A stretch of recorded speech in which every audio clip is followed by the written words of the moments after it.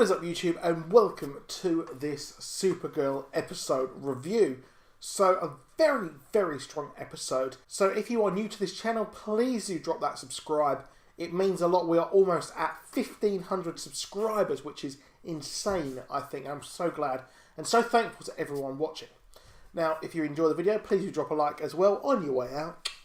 So, Supergirl was a strong episode this week, despite focusing on two romance storylines. So we had the Sanvers storyline there, which is actually really good. I'm really glad they're doing this LGBT storyline very well and very tactfully. There was a risk that I think that it could have been totally tacked on and really cheesy, but it's working well. However, I found it very strange that the ex of Alex Danvers' girlfriend was like, let's go to dinner, and they were having that whole dinner thing. I thought that storyline was really weak, that bit there, but it was really odd that they decided to do that, but it kind of worked, to be honest. It was really fortunate that that came out to pass, and, well, it sort of worked and progressed the storyline, so that was really cool there. Now we had Mon-El, Captain Legion of Douchebags. I really am not a fan of this character. I don't know if it's the smug actor. I just really cannot like this character whatsoever. I am intrigued by his family storyline, and I think that the progression of that was a lot. I think they progressed probably about 2 or 3 episodes worth of story of that aspect of this world in one episode. So it was really obvious that the parents were behind this whole bounty hunter storyline, and I guess the show's writers knew that that was obvious and resolved this in one episode, which makes a lot of sense. And I was really shocked that it was just Terry Hatcher's character. It was just the mother behind the whole thing, and the father wasn't involved at all. Now, it's really shocking that she killed the father, and it just goes to show how much she loves her son.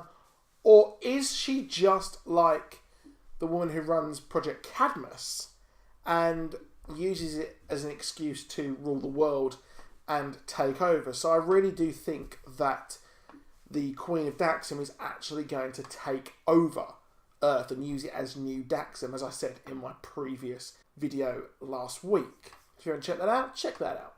So I think that's what is going to happen moving forward, possibly to next season or the end of this season, maybe.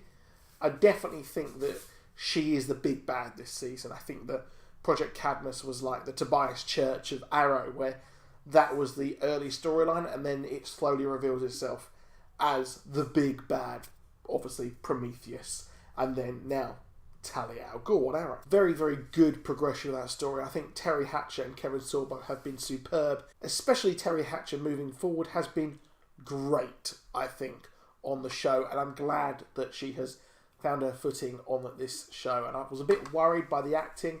I wasn't too sure how she would play this, but it has worked, and it's going to be cool seeing where they push this storyline next. But like I said, I do think that it will be with the whole taking over of Earth. One thing that was really weird is they went to the Fortress of Solitude, and then we had the Legion of Superheroes ring, and then it focused on Mon-El. So it focused on that as the establishing shot, and then it moved to Mon-El, which is a bit of foreshadowing. Is this a red herring? Is this simply them showing one of the most interesting parts of this Fortress of Solitude?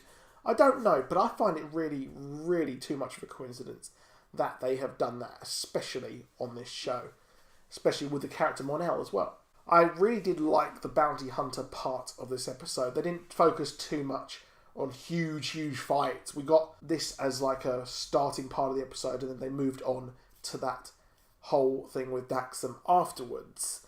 And I thought it was really funny when he said, "Come at me, bro."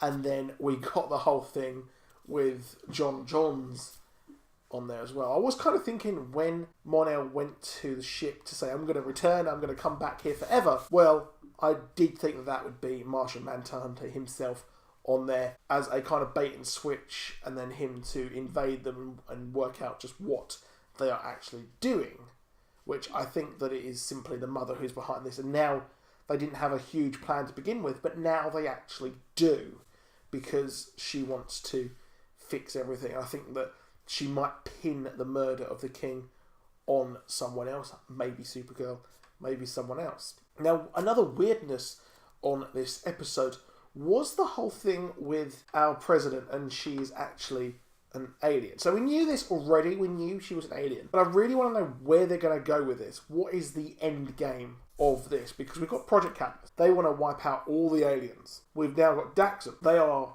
intriguing, to say the least. And now we have our president. They've gone back to this whole, the president is an alien. So we've got three different factions who want three different things.